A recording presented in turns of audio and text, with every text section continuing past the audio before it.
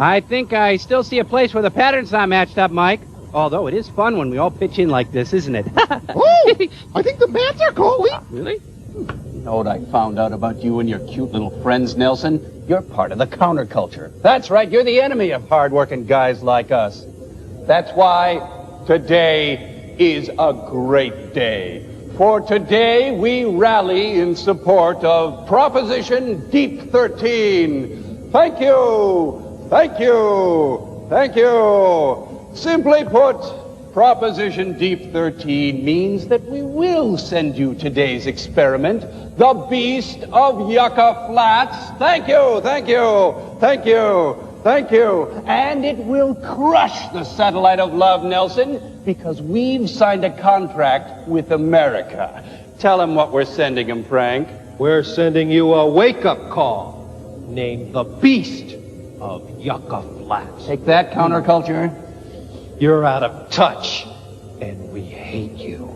Oh, you do you? Well, maybe we can't match your pomp and your balloons and your bunting. Oh, hold on. I think I got a horn. But what we do have here is this man, the nation's most articulate spokesman for the dream that is the satellite of love. This fearless man who has led us, his quaking sheep, through, our darkest hours. Thank you, Servo.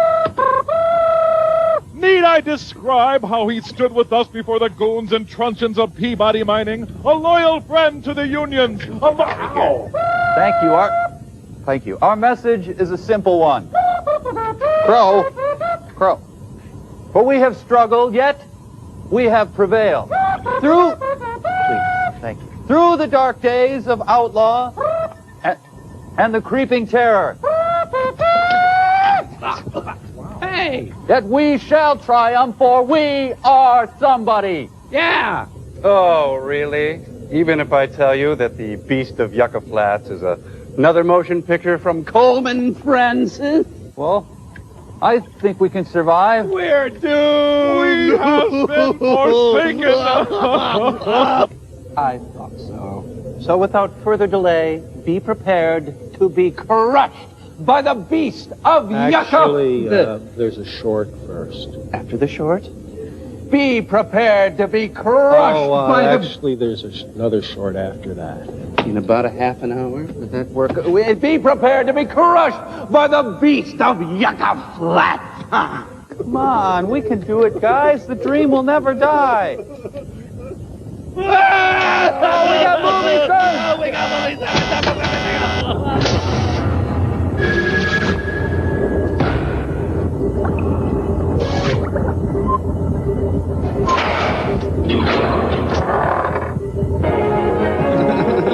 Oh, come on. It's gut check time. We can do it. And talks. I can't get a word in edgewise. For high school students from 7 to 70. I'll bet high school students flock to this movie in droves. Produced by imps. Promoting dullardism throughout this great land of ours. Money is fun. When it's fun. Okay, so we steal the money tonight. Ooh, he's had his chest excavated.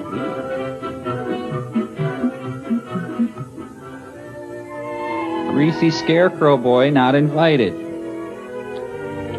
Want to go to the dance with me?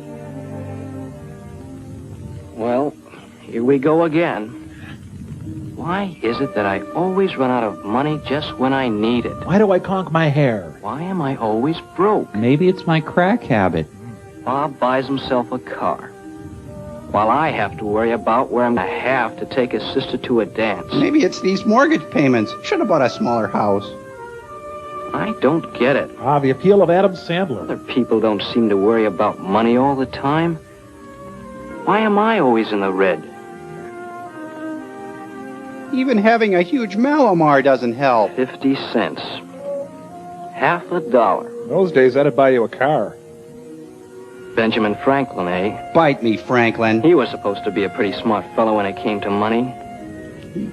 I suppose he could have told me how to keep out of the red. He was the best president we ever had. Oh, what's the use?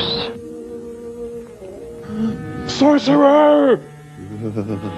Why must I be a young Christopher Walken? There's no place like a bank. There's no place like a bank. Alfred Hitchcock. William. William, my boy. Can you borrow me $1? Who's that? Over here, son. Directly in front of you. Tom Bosley's come to haunt him. Don't you recognize me? You were just looking at me on that $50. Just reach for the gun. Are you Benjamin Franklin? That's right. Come over here, son. I'd like to talk to you. Could you have your slave press my suit? That's right. Over here. Thank you, boy. Perhaps I can be of some help to you in removing you from what you so quaintly describe as the red. For a price. What do you mean? Now, I don't think that your problem is a difficult one, William. You have one important thing to learn, and then you'll have no problem. You must learn how to manage your money. What money? Don't smart-mouth me, boy. You've a point there, son. You must have some money before you can manage it. But you do not fare badly on that score. You can sell your body. I don't. No. Let me show you. Will our mystery guest enter and sign in, please? Come on, boy. Jump on my stomach. Come a little closer. Suppose you look in this mirror and see what it tells you. God, I'm fat. Now, take a good look at you and your earnings. I'm Kate Moss. You receive $2 every week as an allowance from your father. James Joyce. Something quite unheard of in my day. Fathers? Then, you earn about $3 each week delivering for the pharmacy. Here's your sherry. In addition, you obtain another $1 or so in what you call tips. Or protection. You earn between $6 and $7 a week, William. Ooh. A tidy sum for a boy who's still in school. Maybe so. But I never have any money when I need it. That's not because you're a poor earner, William. It's because you're a poor spender. And a bad person. Poor spender. Yes, my boy. You spend your money without any plan. You buy whenever the mood strikes you. Furs, cars, trips to Vegas. You spend your money as fast as you acquire it, with no thought for the future. You idiot.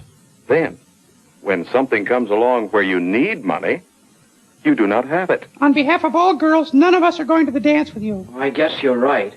But what should I do about it? I don't know. Whatever you want to do, my boy. The important thing is to want to do something. Now, judging from these drawings, you'd like to be an architect someday. Forget it, That's soda right. jerk. Fine. Then let me ask you a question. Why should anyone pay an architect for house plans? Why shouldn't he just go right ahead and build it? He wouldn't know what to do first. He wouldn't have a plan. Exactly. The plan is a guide, a means to an end. It enables a man to build the kind of house he wants for a price he can afford to pay. Oh, my gout. And the same thing, William, holds true in handling money. I hate you. You must decide what you want your money to do for you, and then plan your spending accordingly. You've heard this before. Plan your spending. Oh, that sounds all right if you have a lot of money to plan with. Listen, little toad. Believe me, William, it's even more important if you do not have a great deal of money. How come? Because the less money you have, the more careful you must be with it. Did you ever hear of a budget, William? That's a fish, right? I sure did. Just last night. Whoa, I don't think I want to hear about this. I'm sorry, Bill. I'll have to break your You have leg. to learn to manage your money. I can't let you go along thinking that money grows on trees. But I only need another $1.50, Dad. You'd have the money for that dance if you kept a budget. I have to keep one, you know. You talking to me? Your father was right, William. He has to keep a budget to be sure that all essential items are taken care of. Dope. And it's the same for you. Me? Oh, no. That budgeting business sounds too complicated. But your budget needn't be complicated. You haven't as many things to consider as your father has. Here, this is the idea. A budget should fit the user. Like a teddy. It is designed to fit the person who is using it. Jay Take the Gatsby. budget of your friend Bob, for instance. Bob's a better person than you are. He keeps a record of each expenditure. Bob is anal. Then all he has to do is look at his budget to see exactly how he stands. Notice that last item on his budget, William. Savings. Get it, William? But how does he ever have that much left? He doesn't have it left, William. If Bob saved only what he had left, he would not have that car. Huh? He sets that aside first. Boy, what willpower. No, it isn't just willpower. You see, Bob had a goal. And 2 assists. He knew 2 years ago that he wanted a car when he finished high school. So he began saving for it. Each week, he went down to the bank And robbed it. deposited his savings regularly. And the extra money he made during vacations helped his bank account grow, too. Until one day, he had enough to buy the car he wanted. But then he crashed his car and died. Bob remembered one important rule. Stuffing instead of potatoes. Save for a goal, so you can buy something you really want later on. You see, William, it's just as true today as it was the first time I said it. A penny saved is a penny earned. Thank you. I'm out of here. Now, suppose you decided to have a budget. How would you start? Well, With lots of money. the first thing I would do is to estimate my income. That's right. Figure it out. By the week, in your case. Shouldn't take long to estimate 50 cents. Estimate my income. Then you must decide just how you're going to spend your money. That's right. Plan my spending. Plan my spending. Could you get your stomach off my desk, please? How do I do that? Well, Have illegitimate children. you may not be able to do it very accurately at first, but you'll keep adjusting your budget as you go along until you get it so that it fits. And that's the third point. Keep it flexible. Keep Pretending to write. budget flexible. Yes, do not ever let it become too rigid. If you do, you'll become a prisoner to it. Hey! And finally, you must plan your savings. Plan my savings. William, what are you doing in there? You're not talking to the Founding Fathers again, are you? You'll remember these few simple rules, William. I'm sure that you'll find it very easy to stay out of the red. Dead people have too much time on their hands.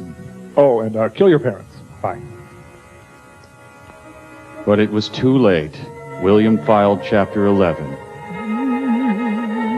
That was my darkest vision yet.